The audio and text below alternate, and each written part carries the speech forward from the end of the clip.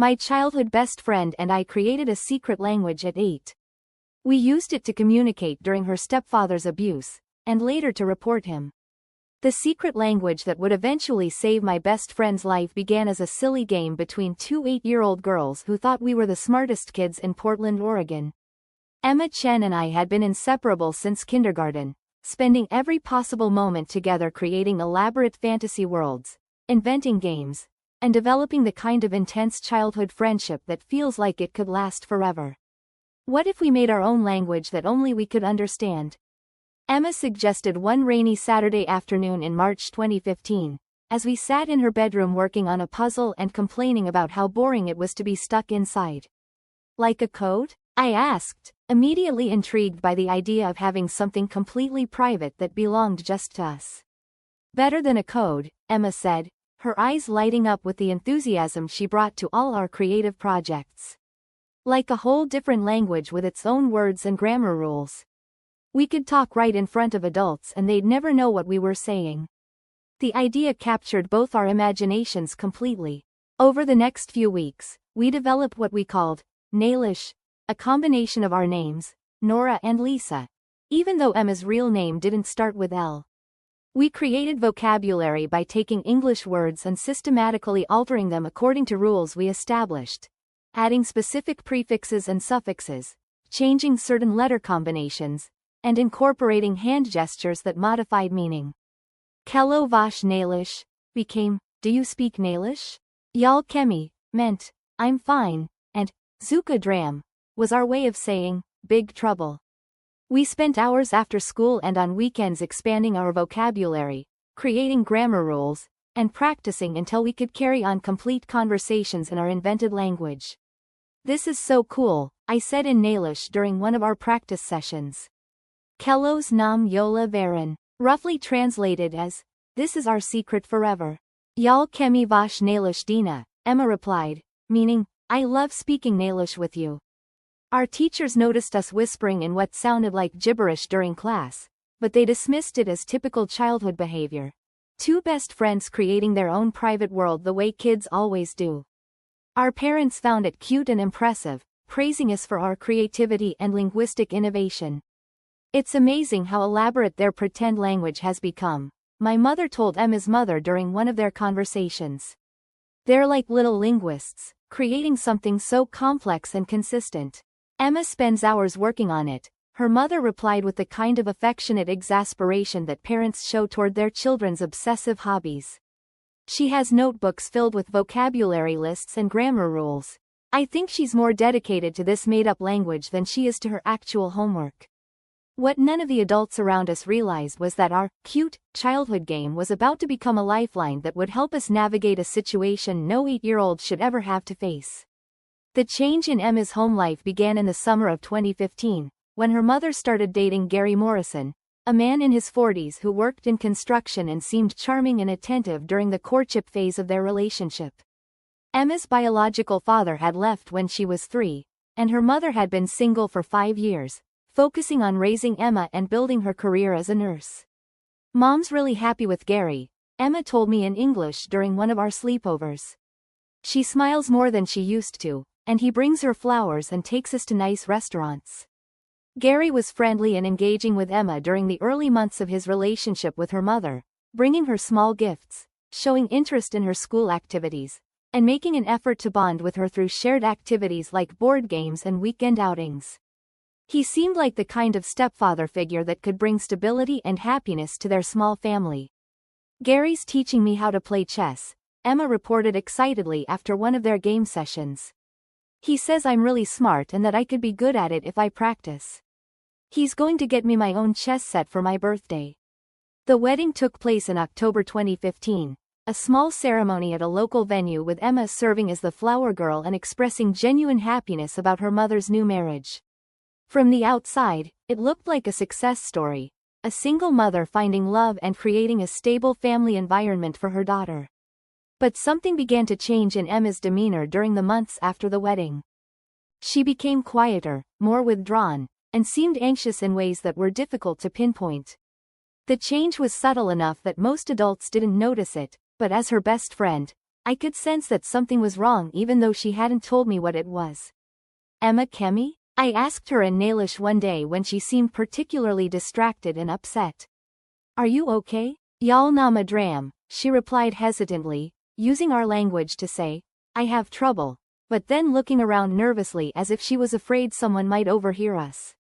Vash dram? I asked. What trouble? Emma looked scared and conflicted, as if she wanted to tell me something but was afraid of the consequences. Yal nama Gary dram, she whispered finally. I have Gary trouble. The conversation was the beginning of Emma using our secret language to reveal what was happening to her at home. Over the next few weeks, she began sharing details about Gary's behavior toward her that painted a disturbing picture of escalating inappropriate conduct and boundary violations. Gary Kemi Varanyola, she told me in Nailish during recess one day, using our words to say, Gary watches me always. Vash Kemi? I asked. What do you mean? When Yola Kila, she said, using our term for bathing or changing clothes. Gary Kemi Varanyola Kila. The revelation that Gary was watching Emma while she bathed or changed clothes was shocking and frightening, but Emma made me promise not to tell any adults what she'd shared with me. She was terrified that Gary would hurt her or her mother if anyone found out about his behavior. Gary Vash Yola Nama Gary Dram, she explained in our language, meaning, Gary says if I tell about Gary trouble, bad things will happen. Vash bad things? I asked, though I was beginning to understand that we were dealing with something much more serious than typical family conflicts or adjustment issues. Gary Dram Vash Mama, Emma said quietly. Gary trouble for Mama. Emma was protecting her mother by keeping Gary's abuse secret, a burden that no 8-year-old should have to carry. But having our secret language gave her a way to share what was happening without feeling like she was directly violating Gary's threats or putting her mother in danger. Over the next several months, Emma used Nailish to tell me about increasingly serious incidents of abuse. Gary's behavior had progressed from inappropriate watching to touching, from boundary violations to sexual assault, from emotional manipulation to physical threats designed to ensure her silence. Gary Kila Dram Yola, she told me during one of our conversations, using our language to describe sexual abuse in terms that were both specific enough for me to understand the seriousness and abstract enough for her to feel safe discussing it.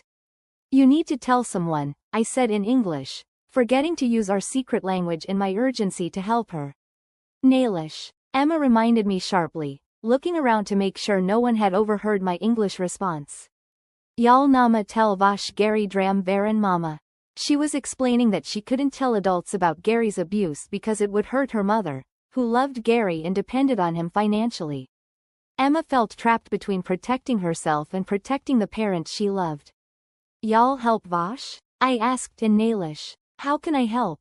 Y'all nama Noradina, she replied, using our language to say, I need you here, meaning that my friendship and ability to understand what she was going through was the only help she felt was available to her.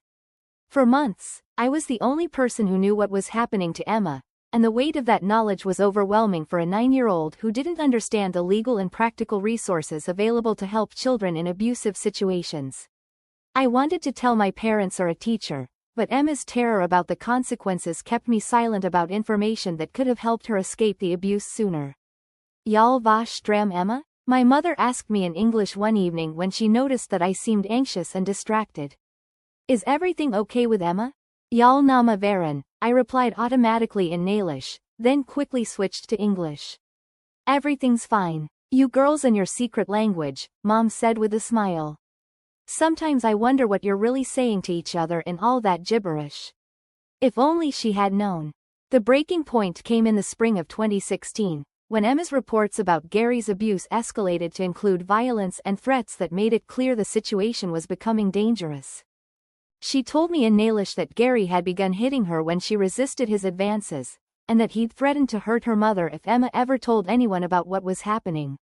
Gary Dram Yola Nama Varan, she said during one of our secret conversations, meaning, Gary hurt me really bad. How? I asked, though I was afraid to hear the answer. Emma showed me bruises on her arms and back that she'd been hiding under long sleeves and carefully chosen clothing. The physical evidence of abuse made the situation feel more urgent and more dangerous than our whispered conversations in secret language had conveyed. Y'all tell Dina, I said in Nalish, meaning, I need to tell someone. Nalish Varen Gary, Emma said desperately, using our language to remind me that Gary couldn't know about our ability to communicate secretly. Gary Nama Varen Nalish. She was right that Gary didn't know about our secret language, which had become our only safe way to discuss the abuse without risking detection. But Emma's safety was deteriorating, and I was beginning to understand that keeping her secret might actually be putting her in more danger. Y'all tell Mama Dina? I asked, suggesting that we tell my mother about what was happening.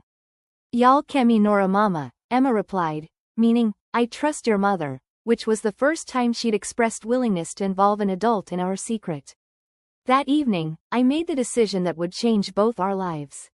I asked my mother to sit down with me for a serious conversation, and I began the process of explaining about our secret language and what Emma had been using it to tell me. Mom, Emma and I have a real language, not just gibberish, I said carefully. And she's been using it to tell me things about her stepfather that are really bad. What kind of things? My mother asked, her expression growing concerned as she sensed the seriousness of what I was trying to communicate. Things that I think are called abuse, I said, using the word I'd heard adults use but didn't fully understand. Gary touches Emma in ways that scare her, and he hits her if she tells him to stop. My mother's reaction was immediate and intense. She called Emma's house and asked to speak with her privately, then arranged for Emma to come to our house the next day for what appeared to be a normal playdate but was actually an opportunity for her to safely discuss what had been happening. Emma, Nora told me that you've been having some problems with Gary, my mother said gently when Emma arrived. She says you've been sharing information with her in your special language. Can you tell me what's been happening? Emma looked terrified, glancing between my mother and me as she tried to decide whether it was safe to trust an adult with the truth about her abuse. Nalish Varen, she asked me in our secret language, wanting to know if she could use our language to communicate with my mother. She knows about Nalish now, I told her in English. Mom knows it's real, and she wants to help you.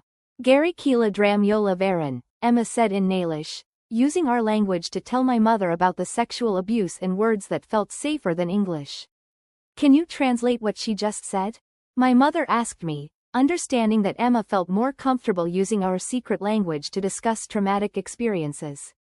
She said Gary does bad touching to her, really bad, I explained, serving as a translator between my best friend and the adult who was trying to help her.